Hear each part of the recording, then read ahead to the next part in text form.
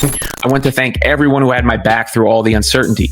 This has been incredibly frustrating, but even in the bad, there is good. The way fans continue to show up for me in the fever brought me so much joy and important perspective.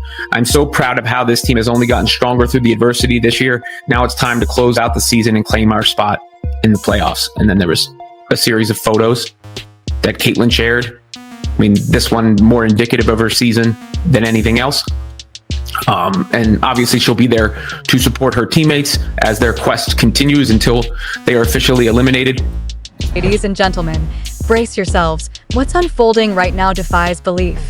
Caitlin Clark, yes, the Caitlin Clark, is storming out of Team USA practice, and insiders whisper that this could be the final curtain. Cameras jolt, reporters scramble, fans scream in disbelief. One voice cuts through the chaos. This can't be happening. Caitlin wouldn't just walk out, would she? But today, normal doesn't exist.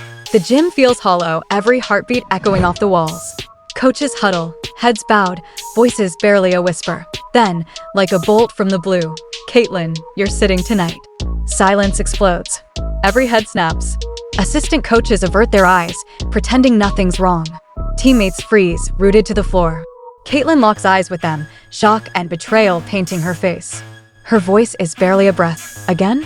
After everything, again. No one responds. The quiet crushes harder than any shout, suffocating, relentless. The scene collapses into chaos, a train wreck of frustration, heartbreak, and raw disbelief. Been a complete train wreck. This season's been a complete disaster. We got the GOAT, who only played 13 games, missed basically the whole season. Dewana Bonner scammed us. Natasha Howard basically scammed us. Stephanie White's a liar. Amber Cox is a liar. Kelly Krauskopf's a liar. Now we have to go a whole off season with the front office we don't. The sharp click of heels. Sophie storms in, arms folded, eyes blazing like wildfire. She locks onto the coaches with a stare that could burn through steel. This is insane, she snaps. You've been waiting for her to falter, and everyone knows it. The coaches freeze, mouths half open, caught in a storm they didn't see coming. You could cut the tension with a knife. Someone reaches to block her path, but Sophie doesn't flinch. She owns the room. She carried leagues on her back. She carried ratings. And this is how you repay her? No wonder whispers call it the WNBA's Caitlin problem. The room shudders not with noise, but with fear, the kind that curls deep in your chest because nobody expected Sophie to speak the truth out loud. A reporter murmurs this has been simmering for years. Sophie pivots sharply, eyes cutting through the gym. Hate? No, I don't hate her. I hate how you use her, how you let her bleed while you stand by. And just like that, the room fractures. Every player's gaze shifts. The balance of power snaps in an instant. Caitlin steps forward, voice quivering but unbroken. I didn't come here to battle my own team. I didn't come here to be silenced. I came here to play, and nothing will stop me. People are mad. You effing lied to fans since before the All-Star break just to keep people hanging on to hope that Caitlin would be back, knowing full well she was done for the year. You and the entire front office are effing embarrassments. Resign. I've had a theory that Stephanie White might resign this offseason. I just, again, look at this picture. She's aged a million years. Coaches step forward, voices low, trying to reason, to calm the storm. But it's too late. Caitlin has reached her limit. With deliberate precision, she slips off her Team USA jacket, folds it like a final act of defiance, and sets it on the floor. Her voice cuts through the stunned silence. No one expected this. If sitting me down is easier than standing behind me, then I'm done. A collective gasp erupts. Phones rise like a tide of witnesses. Teammates sprint after her, but she's already in motion. Sophie's voice slices through the chaos. Caitlin, wait. But Caitlin doesn't turn.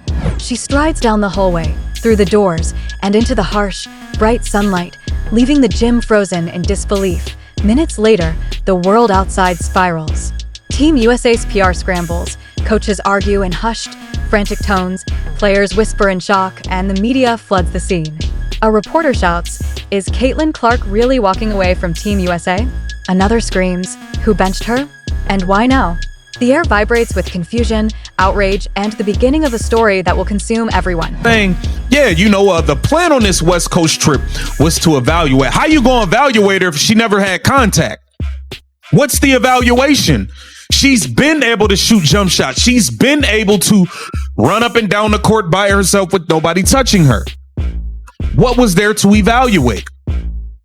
Now you're pushing it through the weekend, leading us on, having us dangling in the air like a keychain. And I'm glad this young lady finally had the balls to ask somebody, hey, are you guys going to make an announcement? You said you're having a meeting. You had your evaluation on the West Coast trip. Now you're going to have a meeting. Are you guys going to let the fans know what the truth? Nobody saw this coming. The player carrying modern basketball on her shoulders just walked out. Sophie storms into the sunlight, cameras flashing from every angle. She doesn't flinch. She doesn't hide. What happened today? She demands. It's not on Caitlyn. It's on them. The crowd swells with audible gasps. A reporter presses, "Are you saying Team USA mistreated her?" Sophie's glare could ignite the arena. If she walks away, this program, it will never recover. Phones ring off the hook. Calls pour in. The fictional league scrambles. Stop her. Fix it. Bring her back. But it's too late. Caitlyn is already in a car, speeding away from the arena. Phone off. Hours pass. Social media is silent. Her team posts nothing. Yet one thing is certain, she's still playing, pushing herself through a grueling off-season, rebuilding a body taxed by years of non-stop basketball. She will return, relentless, in whatever form it takes, because the world deserves to see Caitlyn Clark play again. If the format stays 3v3, maybe she won't show up. But switch to 4v4, a fast 5v5 on a modified court? Then she's unstoppable, a superstar reborn, towering over the competition. Europe? Overseas? Not happening. USA basketball? Silent. The WNBA? Nowhere to be found. And then, a single post drops on Caitlyn's account. One final declaration. The words shake the world. I love my fans, but I won't stay where I'm not wanted. I'll play for those who truly want me on the court. The internet shatters. Millions react. Team USA collapses into chaos. Sophie cedes. The league scrambles. Fans chant her name like a mantra. And the world waits, breathless, for one question. Where will Caitlyn Clark appear next, and who will regret losing her the most? One thing is undeniable. History has shifted. And she did it by simply walking away.